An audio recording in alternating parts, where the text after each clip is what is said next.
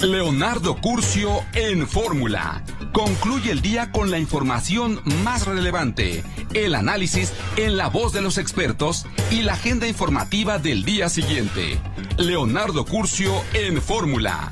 ¡Comenzamos! Leonardo Curcio en Fórmula. Un gran cariño al auditorio de Telefórmula que en estos momentos se enlaza con los trabajos de esta emisión. Agradezco a quienes siguen a través de la radio y las plataformas de internet. Activan la contingencia por ozono.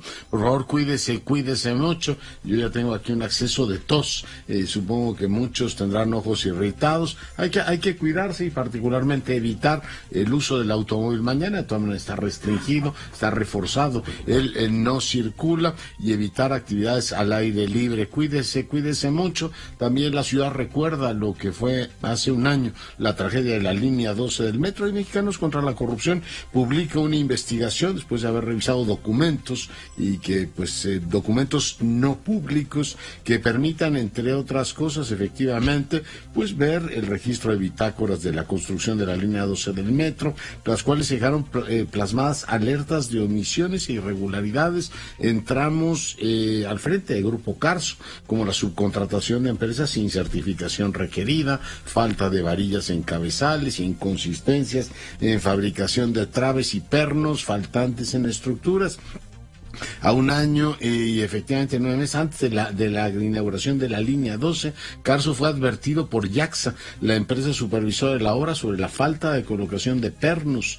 Asimismo, un oficio del 2011 enviado por el director de construcción de obras civiles menciona que los representantes del consorcio constructor presentaban fotografías de otros tramos, incluso algunas truqueadas, para probar que algunas incidencias habían sido atendidas. De ese tamaño, A inicio del 10, el consorcio también tuvo que demoler una de sus columnas que soportaría la estructura del intertramo Zapotitlán en Nopalera debido a una diferencia. Pilotes, la línea 12 ha costado más de 22,000 millones construirla, los 300 millones se han destinado en mantenimiento a través de empresas particulares y 1,900 se habrán gastado en reparaciones hasta finales del 2022. Es la línea más joven de toda la red de transporte colectivo y sin embargo es la que más ha sufrido. Hace un ratito platicaba mis compañeros Jaime Núñez y Paula Rojas con el director, decían que a lo mejor hacia finales del año estaría efectivamente operando. Bueno, pues es parte de la información que tenemos el día de hoy. El presidente anuncia que recorta su viaje, que regresará de Cuba el domingo 8 en el vuelo comercial. También anuncia que su señora viajará a los Estados Unidos para la celebración del 5 de mayo. Las remesas vuelven a romper récord, 12,521 millones de dólares en el primer trimestre. Estados Unidos confirma que no están invitados ni Nicaragua, ni Cuba, ni Venezuela a la cumbre de las Américas, lo dijo Brian Nichols, subsecretario de Estados para Asuntos del Hemisferio Occidental en Estados Unidos. El canciller Marcelo Ebrard viaja a Estados Unidos, se reúne con Blinken y también con Mayorkas. Analistas económicos ubican el crecimiento para nuestro país en 1,73, la inflación por los cielos 6,70. México tuvo ayer su día más violento, el más violento del año, del 2022, 112 homicidios dolosos, fue además el sexto día con más asesinatos en lo que va del gobierno, de que lo va la actual administración. Aquí en la capital detienen un individuo que atacó de manera artera y absurda a un muchacho con una piedra. La Secretaría de Seguridad Pública informa de esa captura. En Guanajuato se da nueva información sobre el ataque de guardias nacionales a jóvenes de la universidad de aquel estado del centro del país. En un momento más le tengo, por supuesto, los detalles. Me permite que hagamos una breve pausa, volvemos. Seguimos con la información. Mando una felicitación a todo el equipo del Heraldo por 5 años de trabajo. La verdad es que lo han hecho de maravilla, están presentes de 1000 maneras. Y bueno, pues el diario es tremendamente atractivo, un diario con un diseño muy moderno, magníficos gráficos, etcétera. Bueno, felicidades, por supuesto, a todo el equipo. Y bueno, pues seguimos, por supuesto, con la información. Hay temas muy relevantes. Fíjense que el gobierno anuncia un acuerdo con Bombardier para el Tren Maya. Serían 42 trenes y 410 vagones Esto es lo que dio a conocer efectivamente también el gobierno. Y bueno, pues si usted nos acaba de sintonizar, le recuerdo que se activó la contingencia de ozono aquí en la capital de la República.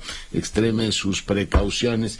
Vamos ahora a Guanajuato, donde hay novedades del expediente pues muy delicado de un disparo, parece que fue lo más de la Guardia Nacional a un joven estudiante, que bueno, pues ni la debía ni la temía. Fíjese que hoy veía incluso La Jornada, que ya ve que habitualmente tiene posiciones muy progubernamentales, incluso en su rayuela pedir que en este caso pues se revisara este tema, ¿no? Independientemente de las filias o las fobias, pues que le disparen a un joven, pues es un grave error. No sé si fue una cosa, falta de pericia, ¿no? El manejo del protocolo, el estrés, ¿no? La forma en que reacciona el guardia, no lo sé. Pero vamos contigo, Carlos Rosanov, tú nos tienes los detalles. Adelante. Leonardo, un gusto saludarte, muy buena tarde a ti, buenas noches ya a ti al auditorio. Efectivamente, bueno, pues desde el sábado hasta el día de hoy, distintos hechos. El sábado pues nos sacudió a toda la sociedad guanajuatense el hecho de que dejaran en libertad a uno de los elementos de la Guardia Nacional que se tenía detenido, porque bueno, pues le habían fincado el delito no como homicidio, sino como tentativa de homicidio. Posteriormente, bueno, el día domingo, ayer se confirma, incluso el presidente de la República, Andrés Manuel López Obrador, y confirmó la detención del otro elemento de la Guardia Nacional. Asimismo, también desde muy temprano el fiscal general del Estado, Carlos Amarripa, había confirmado esta situación. Por otra parte, ya para el día de mañana se está convocando a toda la comunidad universitaria para participar en una manifestación que será desde las 9 de la mañana y hasta las 12 de la mañana, 12 del mediodía en Guanajuato capital, en donde irán todos de blancos. Está incluso el rector en sus redes sociales, manifestó el apoyo de la máxima casa de estudios aquí del estado de Guanajuato, para que todos los alumnos que deseen pueden asistir sin problema de horario. Todos irán de blanco y será una marcha que durará 3 horas por las calles de Guanajuato capital. Luis Felipe Guerrero Agripino, el rector general. Además, incluso también recibieron el apoyo de todos los rectores de los distintos campus en Salvatierra, Guanajuato, Salamanca y León. Y por otra parte, bueno, te comparto que la Procuraduría de los Derechos Humanos del Estado de Guanajuato ya envió a la Comisión Nacional de Derechos Humanos el expediente de queja correspondiente a los hechos ocurridos en el municipio de Irapuato, donde pues los elementos de la Guardia Nacional dispararon en contra de estos muchachos. Por otra parte, también el mismo rector está solicitando que se enjuicien a los dos.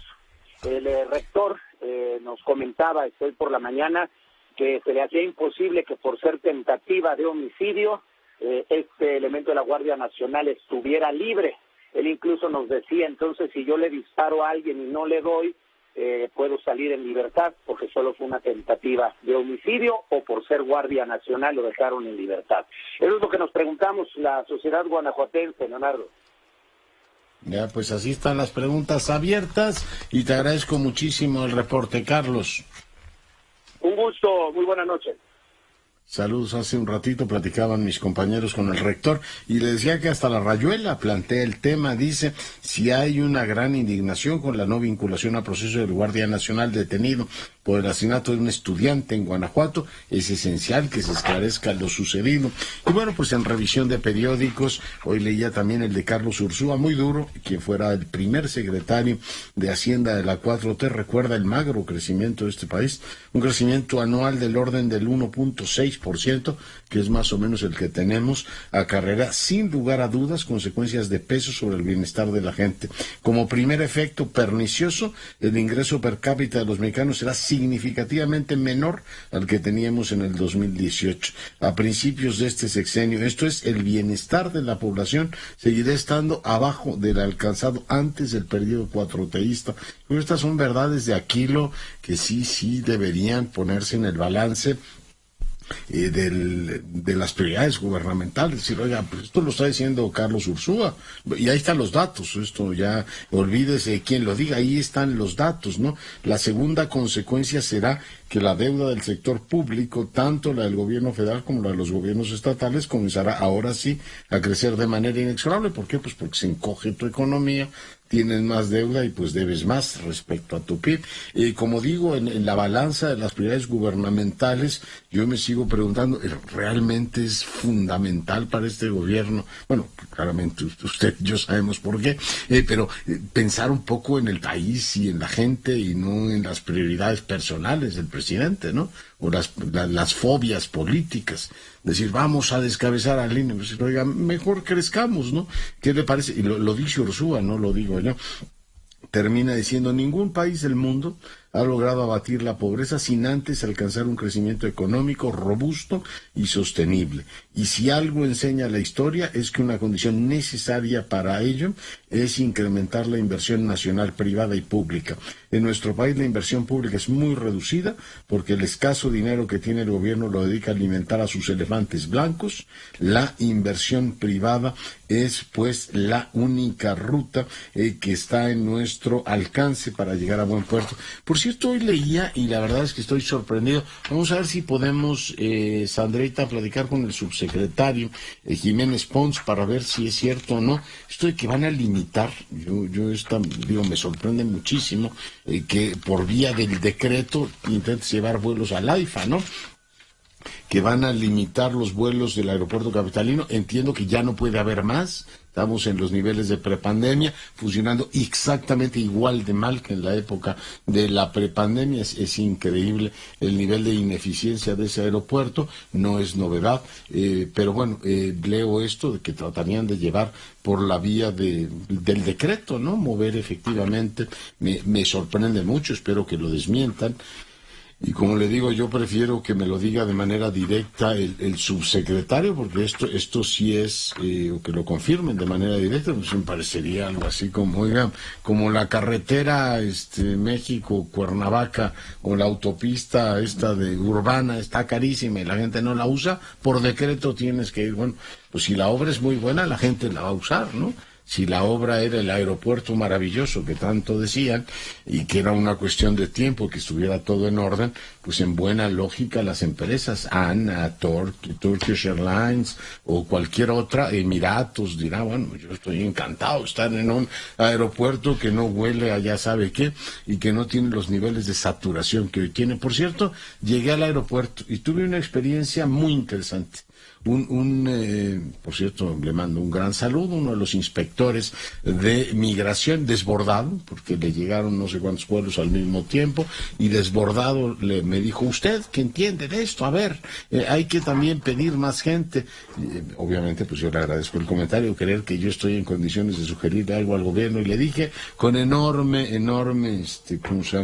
cordialidad, fíjese que no es un problema de tener más gente. Es increíble que este país del 2006 que firmamos ASPAN hasta ahora no hemos logrado tener un sistema que identifique el pasaporte como, le digo, hay que ir a Superama, a Walmart, así de sencillo, o el odiado Oxxo, donde pasas un código de barras y ya te cobran. Lo mismo debería ocurrir con el pasaporte en México. Deberíamos tener kioscos de ese tipo y no gente revisando documentos y todo, como hace 50 años. Eso debería ocurrir. Y me decía, pues hay que aprovechar ahora que Marcelo Ebrard va para allá.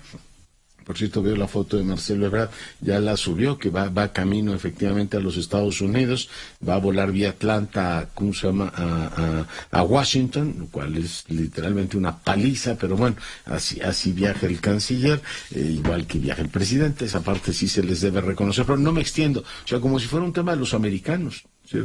Yo no sé si usted viaje a los Estados Unidos, y si viaja por vía terrestre, pues verá que tenemos Cross Border Express y en algunos casos, en el aeropuerto de Tijuana, y en algunos casos pues la gente pasa y simplemente te toman una foto. Y si usted tiene o es miembro de Global Entry, pues ya te llegas a Estados Unidos, te toma la foto y te da el papelito y diríjase a la salida. Eso hacen con nosotros. En el 2006 pactamos que todos los documentos de identidad personal iban a ser convergentes.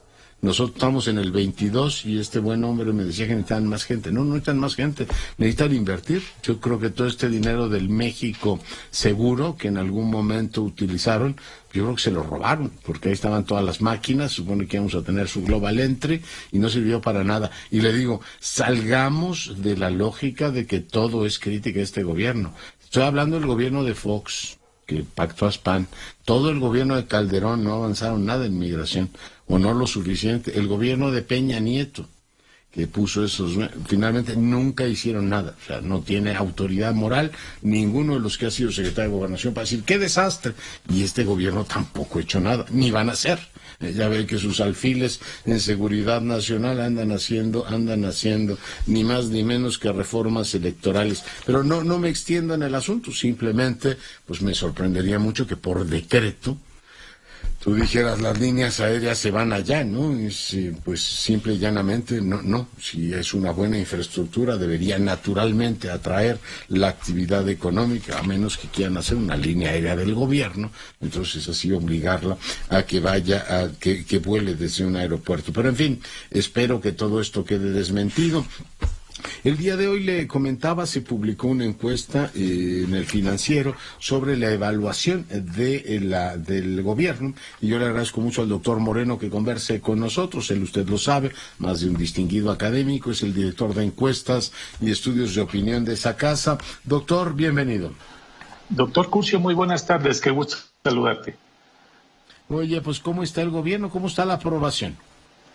Mira, la aprobación está muy estable, 56% de aprobación ciudadana al presidente López Obrador en el mes de abril, un punto de variación respecto a marzo que estaba en 57, hoy 56, la desaprobación varía de 40 a 42% y llama la atención esta estabilidad porque abril, como bien lo sabes, y tu auditorio, pues fue un mes muy activo políticamente. Tuvimos la consulta de revocación de mandato, la discusión de la reforma eléctrica en el Congreso y todas las secuencias de ambos eventos, así que se mueve un punto solamente de 57 a 56%.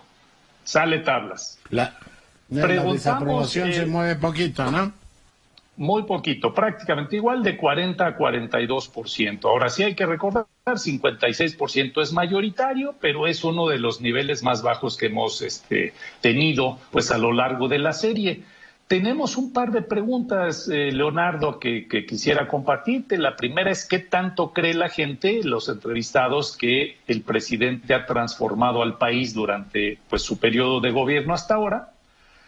55% nos dijo mucho o algo de transformación. Si ven transformación, 44% poco o nada. Los porcentajes, vas a ver, están muy parecidos a los de la aprobación y la desaprobación, es decir, básicamente la evaluación del gobierno. Pero cuando les preguntamos si en su opinión hoy estamos mejor, igual o peor que antes de que López Obrador llegara a la presidencia de México, 38% nos dijo mejor. Esto es casi 20 puntos menos que la aprobación. 37% nos dice estamos igual y 23% nos dice que estamos peor. Así que opinión dividida respecto a si hemos avanzado o no, doctor Curcio. 38, 37. Pero, oye, yo hace un ratito citaba la encuesta diciendo que no veo por ningún lado que la gente ubique que la reforma del INE es una prioridad. Lo que le preocupa a la gente, ¿qué es centralmente, doctor? Pues mira, básicamente, y en ese orden, la seguridad, la economía, y vamos a poner ahora la corrupción en vez de la pandemia. La pandemia ha dejado de preocupar. De hecho, déjame te cuento ahorita cómo evalúan al gobierno en esos rubros. Pero cuando preguntamos problema principal del país, el primer lugar lo ocupa la inseguridad pública con 46%. La economía y el desempleo y la inflación, segundo lugar, con 25%. Y la pandemia, pues ya prácticamente está desapareciendo de la encuesta, 6% solamente, el porcentaje más bajo desde que inició pues esta epidemia, esta pandemia. Así que pues ya está cambiando aquí nuevamente. ¿Cómo evalúan al gobierno en estos rubros, doctor Curcio? Bien la vacunación, 70% de opinión favorable, 17% desfavorable. Economía, división de opiniones, 39% evalúa bien al gobierno en su manejo de la economía, 42% lo evalúa mal. En corrupción ya hay números rojos, 33% evalúa bien, 49% mal. No hay que olvidar que esta es una bandera importante del gobierno de López Obrador. Y lo que sí sigue, pues no solamente números rojos, sino crecientes, es el tema de inseguridad. 22% evalúa bien el rubro de seguridad pública, 63% mal o muy mal, siendo este el porcentaje más alto pues desde octubre pasado. Así que pues seguridad pública es el gran pendiente, como dices, por encima de lo que podamos arreglar o no en temas electorales. Claro, entonces ahí están las preocupaciones de la gente. El estado de ánimo de la gente respecto a la situación económica del país es muy interesante, porque ya no es cómo evalúas al gobierno, al presidente o la política económica, sino cómo te sientes con el tema económico. ¿Qué resultados tenemos, doctor Moreno? Pues mira, el sentimiento mayoritario respecto a la situación económica del país es muy pesimista. 55% se siente mal o muy mal, 12% bien o muy bien. Es decir, una relación de 5-1 del pesimismo sobre el optimismo. Se ha escuchado mucho en estos días acerca de la inflación. Me parece que pues eso habrá que darle seguimiento, doctor Curcio. Pero en el tema de la situación económica personal, ya más allá del país, pues no mejora mucho. 22% nos dice que se siente bien o muy bien su estado de ánimo, 41% mal o muy mal. No tan mal como el país, pero pues tampoco como para celebrar la forma en que el mexicano, la mexicana promedio se está sintiendo económicamente hoy en día. De nuevo, si hay que decirlo, la economía hoy en estos momentos no es el principal problema que se señala, a pesar de las noticias sobre inflación y más allá de las noticias, las experiencias directas, sino la inseguridad pública. Así que vamos a tener que hacer pues una encuesta un poco más detallada sobre este tema de enorme importancia, Leonardo. Muy bien, doctor. Pues muy agradecido, como siempre, con tu disposición. El agradecido soy yo. Gracias por el espacio. Que pasen buena noche.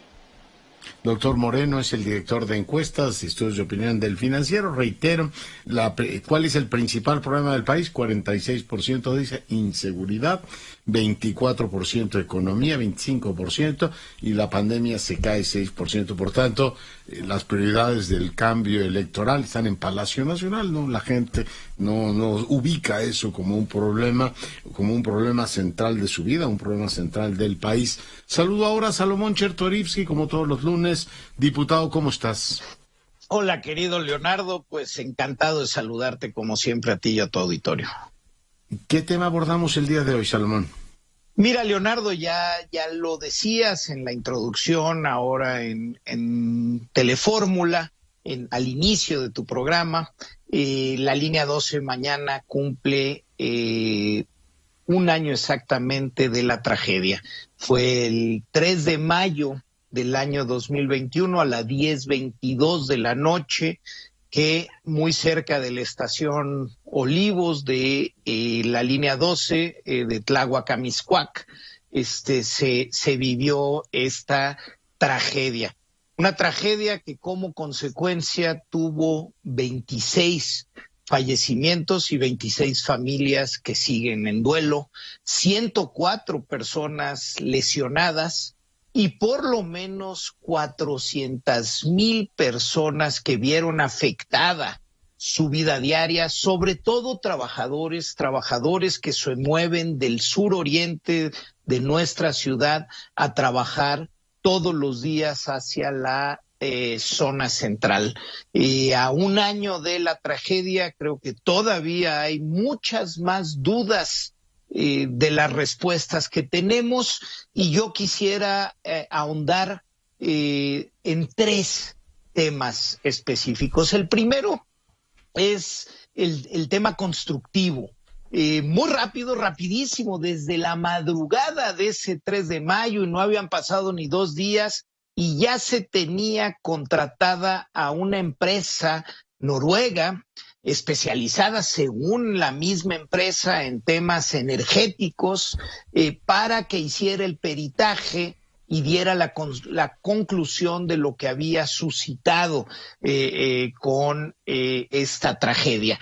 Lo que sabemos hasta el día de hoy, pues bueno, los famosos pernos Nelson, la falta de ellos, lo mal puesto de ellos, algunos problemas con diferentes tipos de concreto, y bueno, sabemos que este problema se dio sobre todo en las curvas. Había una línea de investigación que tenía que ver sobre todo la primera fase, los trenes y las vías en esta zona elevada y la vibración habían generado un problema.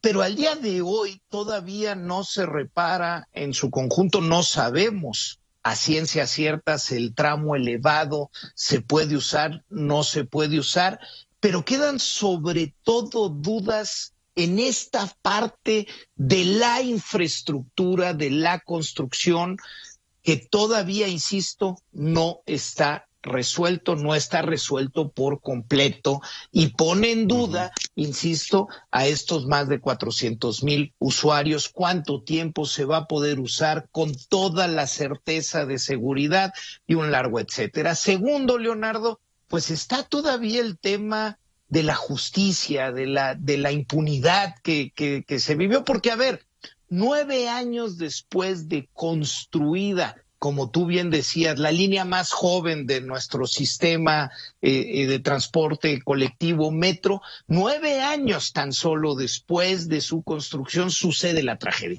Esto quiere decir que hubo mala planeación, que la obra se dio en malas condiciones, con mala calidad, mal supervisada, con apresuramientos muy probablemente, que la obra no tuvo buen mantenimiento, buen seguimiento. Vaya, que hay un problema. Si la obra de 22 millones de pesos de inversión, la línea del metro más joven, en tan solo 9 años sufre una tragedia como estas, algo sucedió muy mal en todo el proceso, insisto, de planeación, de construcción y de seguimiento a esa construcción. Y ahí, pues solo puede haber una explicación que tiene que ver con la negligencia, con la corrupción, con las fallas en el planteamiento original, la ruta que tenía que ser, las decisiones que se tomaron, y ahí hacen falta al día de hoy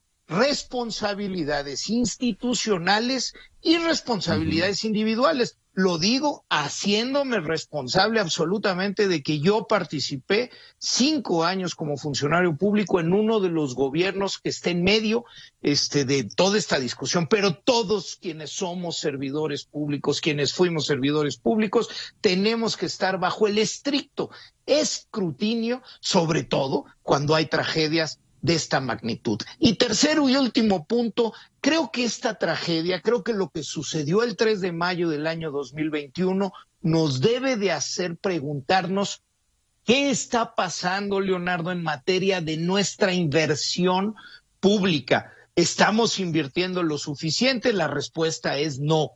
¿Estamos invirtiendo lo suficiente en mantener la infraestructura que tenemos? La respuesta es no. En la Ciudad de México en particular, nuestra infraestructura en materia de transporte público, en materia de agua, en materia de energía, en materia de aire limpio, está absolutamente no solo rebasada, sino mal mantenida. Necesitamos, sin chistear, ver cuánto necesitamos y poner el dinero donde se debe. La austeridad en esto es criminal, Leonardo, y debemos de cuestionar a la jefa de gobierno porque esto no puede esperar a la siguiente administración. Esto lo tenemos que empezar a ver desde ahora reflejado, porque si no, la siguiente tragedia nos va a volver a hacernos cuestionar todo lo que no hicimos cuando podíamos prevenir. Sí, efectivamente, y sí se ve la ciudad, lo visible y supongo que lo invisible también, rota, descarapelada y poco mantenida, como si el mantenimiento fuese un gasto y no una inversión, particularmente cuando estamos hablando de infraestructura que es crucial, que es crítica para el funcionamiento de la ciudad, Salomón.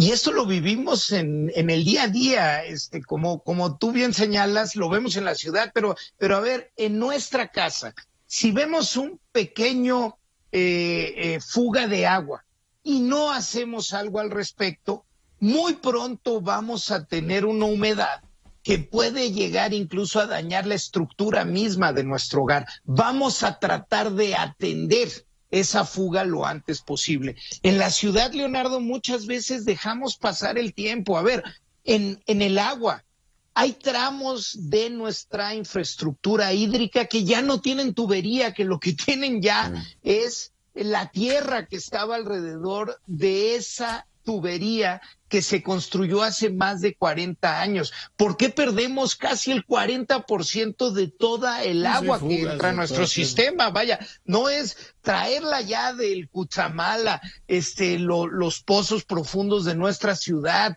la recarga hídrica, por supuesto, ese es un gran tema, pero si el agua que nos cuesta tanto conseguir, el 40% la estamos perdiendo porque la infraestructura que hoy tenemos ya no da, simplemente nos debemos de preguntar dónde estamos invirtiendo lo que una ciudad de las dimensiones de la nuestra necesita, Leonardo.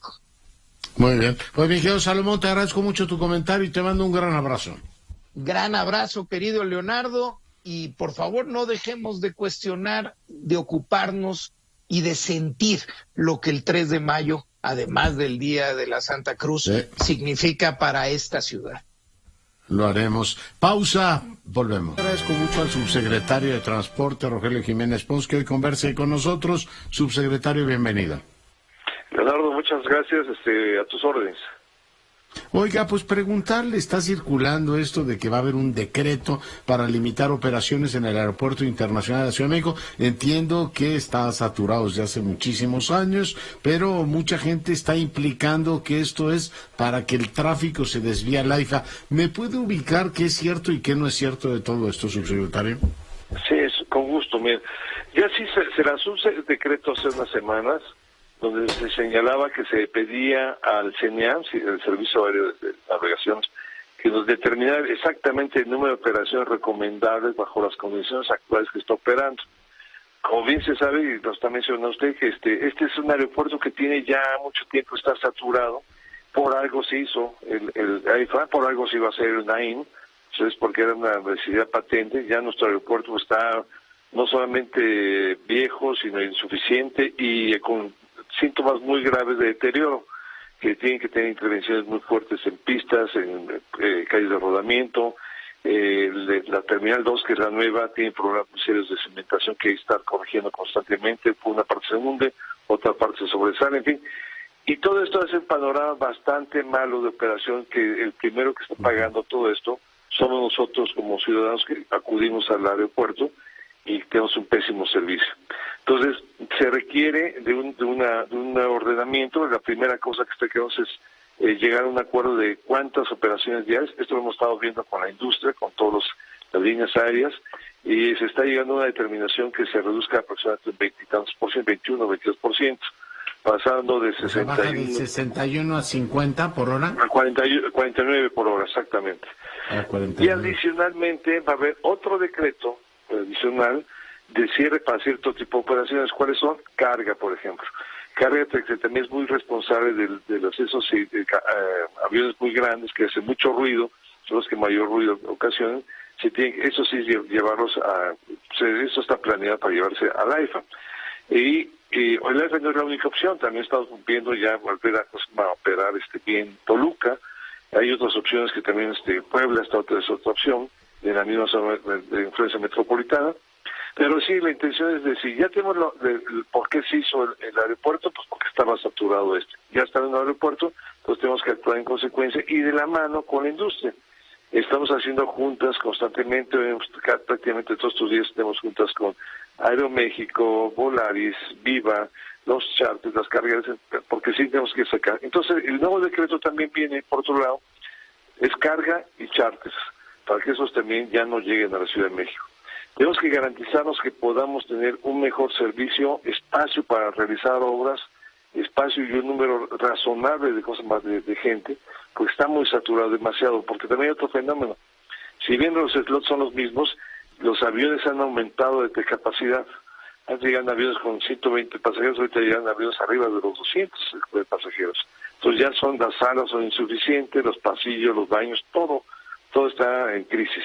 Entonces es por eso esta intención para que se estimular la llegada hacia el otro, y no solamente el otro, puede ser tanto Toluca, pero también puede ser, pero fundamentalmente requerimos obviamente apoyar el AIFA, que por eso se construyó. Entonces la idea es que se mueve esto. ¿Y cuál sería la lógica económica para las empresas para moverse al AIFA, subsecretario? Bueno, ahorita lo que nosotros tenemos que garantizar y está en proceso es la conectividad. Hay un plan de, si ya se optimiza todo este sistema de conectividad, que podamos tener garantizado entre 30 y 40 minutos la conectividad entre ambas estaciones. Eso es lo ideal, eso significaría no tener problemas. Si nosotros le damos ahorita, con el incremento de vuelos, le damos una masa crítica, que llegue más gente al AIFA, que tengan los taxistas mejor rendimientos, que toda esa masa crítica de mercado que va a ser la activación, pues ya empezamos a entrar a otra escala donde va a ser ya más conveniente. Es lógico, aquí hay una lógica también de mercado. En la zona norte le queda a unas gentes muy bien, por ejemplo, los que viven por satélites, les queda 20 minutos, 25 minutos a lo mucho el AIFA, ciertas zonas de categoría. De hecho, los estudios de mercado, estamos viendo ahorita una nueva línea que está por salir, nos enseña precisamente que ellos van a tener como hub operativo esta zona, y hace su estudio precisamente desde su zona de influencia. Es como cuando funcionó Toluca, que funcionaba muy bien para toda la gente que vivía o en el poniente o en cierta parte del subponiente de la ciudad. Y sin embargo, las empresas se mudaron al aeropuerto. Yo me acuerdo que le decía al de Interjet, oye, ¿y por qué no se quedan en Toluca? Y dice, porque no nos conviene. Aunque yo vivo en el poniente, ahí está su casa, y bueno, me convenía más Toluca en aquel momento, y me dijeron, no nos conviene. Y se movieron Volaris e Interjet Interjet nos obligaba a moverse, ¿eh? Esto lo hemos platicado. Esa plática ahorita es muy común, volver a retomar. A mucha gente le obligaron a salir de Toluca. Toluca llevaba muy buen ritmo, llevaba hasta casi más de 4 millones de pasajeros al año. Y yo volaba mucho por Toluca. Cuando quiebra Mexicana, Interjet hasta edificio hizo en el aeropuerto de la Ciudad de México. Se acaba de ir hace rato uno de los directivos que de aquel entonces hizo Interjet, y los volvimos a platicar. O sea, ellos nos obligaron a salirse de ahí. Así que no tanto fue una negociación, sino nos obligaron. ¿Por qué? Porque querían reforzar lo del Naim, etcétera, etcétera. Entonces, ahí son cosas que se están dando. Ahora, aquí ¿cuál es la lógica? Ya hicimos un aeropuerto, ya tenemos opciones, tenemos que buscar descongestionar porque sí está demasiado congestionado este aeropuerto. No sé si Leonardo viajó en estas becas. Sí. Está espantoso, tener uno peor, ¿no? Desesperantes. O sea, estamos en condiciones muy negativas. Es por eso esta iniciativa. Muy bien, pues subsecretario, le agradezco mucho que me lo haya confirmado y estamos en contacto. Gracias, Leonardo, muy amable, hasta a orden. Gracias. El subsecretario Jiménez Pons, pues ahí tiene, efectivamente se comprueba esto, es por un decreto, se reducen las operaciones y entonces las llevan al otro aeropuerto. Bueno, aquí pues estamos ante, diría el maestro, y la historia de dos orgullos, ¿no? Por un lado ya sabíamos que estaba saturado este aeropuerto, entonces la solución, dijeron, es el Naim. No es el Naim, es el AIFA. Bueno, pues ahora, como el AIFA no está ocurriendo de manera natural la migración, la están tratando de forzar por esta vía, limitando la pésima calidad que había en el aeropuerto, que desde hace muchísimos años es la norma. Eduardo Borges, te saludo. Leonardo, muy buenas noches y buena semana, ¿cómo estás? Bien, ¿qué tema abordamos esta semana? Cuéntame. Pues yo creo que es imposible no tocar pues la discusión que se está dando alrededor de una posible reforma electoral a partir de la iniciativa presentada por el presidente. Sé que la presidenta del Consejo Rector de Transparencia Mexicana, María Marván, es por supuesto que una de las voces más autorizadas para hablar de este tema y hemos estado conversando estos días, pero creo, Leonardo, que vale la pena, dado que ya salió una especie de contrapropuesta de la coalición que forma Va por México, pues recuperar la conversación y dónde está, Leonardo. Sí, te escuchamos. En primer lugar creo que se ha dicho ya, pero hay que subrayarlo. hay pocas condiciones en la Cámara de Diputados y de Senadores para que haya una reforma constitucional en esta materia. Creo que lo que estamos presenciando, y hay que verlo así, es la apertura de un debate político sobre lo que debería de ser nuestro sistema electoral de partidos, pero creo que también sobre lo que la sociedad aspira sobre la democracia mexicana, Leonardo, tanto en la propuesta presentada por el presidente de la República como en la que hoy se anuncia por parte de Va por México, pues hay cosas interesantes. Yo te diría que hay que ir tocando por separado. La primera es las autoridades electorales, el INE, el Tribunal de Justicia Electoral, los OPLES, es decir, cómo organizamos a las autoridades electorales. Creo que es un tema que tiene que tocarse por separado. Es ahí donde se presume que hay un dardo envenenado en contra del Instituto Nacional Electoral, y creo que es un tema que debe correr por una vía. Pero hay otros, Leonardo, que yo creo que requieren una muy amplia discusión pública. Hoy se hablaba, por ejemplo, se plantea el tema de la segunda vuelta, que es un tema recurrente en las discusiones electorales. Se ha hablado de una elección primaria al mismo tiempo para todos los partidos. La semana pasada, en la propuesta presidencial, se hablaba de la representación proporcional pura, que es un tema interesante y que vale la pena analizar con muchísimo cuidado. No es una locura, es un tema que pues es de frontera en muchos países del mundo. Creo que se está tocando el tema del financiamiento político, con algún desdén. Se están hablando los mecanismos de participación directa de la sociedad en la política. En fin, hay una agenda muy rica. Yo te diría que lo que sí veo faltando por todos lados, Leonardo, es una convocatoria a la sociedad, a la academia, a los distintos grupos de nuestra colectividad a participar en esta discusión. Parecería que es un tema que hasta este momento solo le toca analizarlo y discutirlo o bien al presidente de la República y su bancada en el Congreso, o bien a los partidos políticos. Y me parece que, aunque los partidos políticos son cruciales en la discusión sobre el futuro del acceso y del ejercicio del poder, no son los únicos actores interesados, Leonardo, y no son los únicos que debieran ser convocados a esta conversación. Me parece que hay una sociedad civil activa, potente, comprometida con estos temas, y también hay una academia en México con enorme riqueza. Y no me refiero a un foro de parlamento abierto, me refiero a que estamos discutiendo el futuro democrático del país, y eso debería convocar a otros núcleos y sectores de nuestra comunidad, Leonardo. Sí, estoy totalmente de acuerdo contigo. En este caso se hizo, pues literalmente en 2 oficinas, que además deberían estarse ocupando de asuntos delicadísimos como las aduanas y el lavado de dinero, pero bueno, dieron su tiempo y se organizaron para hacer una reforma electoral ahí con el presidente de la República. No creo que haya ánimo de discutirlo con nadie, empezando por los gobernadores, una reforma profundamente centralista, pero si hubiese ánimo de discutir, yo lo primero que diría es, oiga, como que es la prioridad número 44 de un país que tiene tantas cosas que le duelen, empezando por la económica y terminando por las de seguridad, infraestructura y muchos otros servicios públicos, rendición de cuentas. El otro día oía un recuento de la cantidad de temas que ha habido en lo de una estructura, una cosa que por cierto tú dominas, de las compras gubernamentales, que es un desastre monumental. O sea, lo trataron de concentrar en Hacienda y después ahora lo regresan en la función pública. Oiga, ¿cómo compra el gobierno? Iba a decir ya una majadería, genera ya sabes qué, en muchas, ¿cómo se llama?, cadenas de suministro, porque o no les pagan, o acaban beneficiando la corrupción. Yo diría, oiga, de todas las prioridades que tiene, ¿por qué no arregla mejor el tema de las compras gubernamentales y dejamos descansar un ratito los temas electorales, que a mi juicio, no sé si tú compartas mi opinión, no son en estos momentos la prioridad? Y si lo fue, no serían para la elección de 2024, Leonardo, ¿no? Son un tema que tiene que discutirse con calma, con profundidad. Es el futuro de verdad de la democracia mexicana.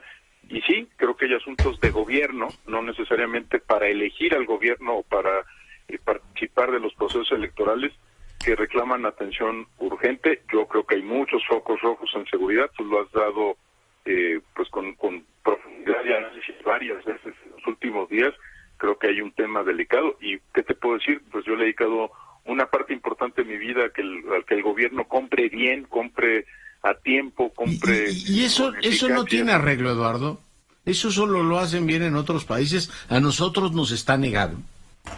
Mira, yo creo que hemos sido... Es un tema tan grande y tan complicado por la cantidad de recursos que maneja. Son más de 130,000 procesos de licitación al año y una parte muy importante del presupuesto, que lo movemos de un lado al otro y lo estamos pateando ya por años. Mira, Compranet lleva más o menos unos 10 años reformándose.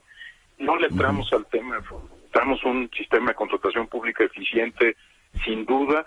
Tú has visto que la sociedad civil, la academia, hemos presentado un año otra vez iniciativas de reforma, pues, técnico, es aburrido, pero hay que entrarle y se puede hacer lo necesario para resolverlo. Ahora sí que aprovechar la propia fuerza del gobierno y la fuerza del Estado, porque vas a tocar intereses, ¿no?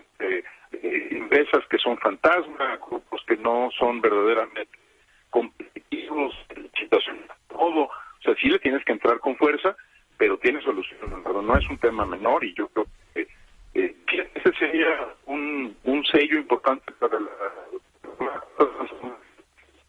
pues sí. El gobierno. Bien, ¿no? Sí, yo creo que eso marcaría un antes y un después, pero bueno, parece que la energía política se mueve a otras playas y no necesariamente a esa. Eduardo, te mando un gran abrazo.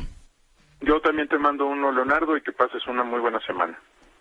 Igual Eduardo Borges, el director de Transparencia Mexicana, hoy para fortuna nuestra, bueno, pues conversando con usted, hace un ratito le platicaba de la encuesta que publicó, platicamos con el doctor Moreno en corrupción, ya vamos en 49% que la califica mal a este gobierno, 33% bien. Yo creo que deberían, bueno, supongo que lo revisan, ¿no? Pero dirán, no metamos dosis de política, nos metemos ahí a una grilla político-electoral, que es lo que domina, la parte donde el gobierno se siente mejor.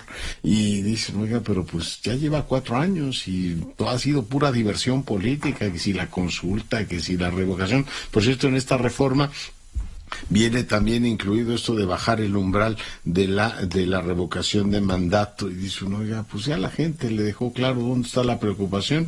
87% les dijo, ¿saben qué? Ese pleito no es el mío. Marc Hernández, te saludo. ¿Qué tal, Leonardo? Te saludo con gusto a ti y a toda tu audiencia. Pues hablando justamente de hechos que importan a la sociedad, el fin de semana en específico, la tarde del domingo, pues hubo un enfrentamiento allá en el municipio de Mazamitla, en el que pues se trató de enfrentamiento entre integrantes de la delincuencia organizada que operan en la zona sur de Jalisco y que pues se trataría... Tengo un momentito. Me detengo un momentito ahí, particularmente para el auditorio que nos escucha en el centro del país. Mazamitla es una sucursal del Paraíso, ¿no? Es un lugar muy recurrido por los tapatíos.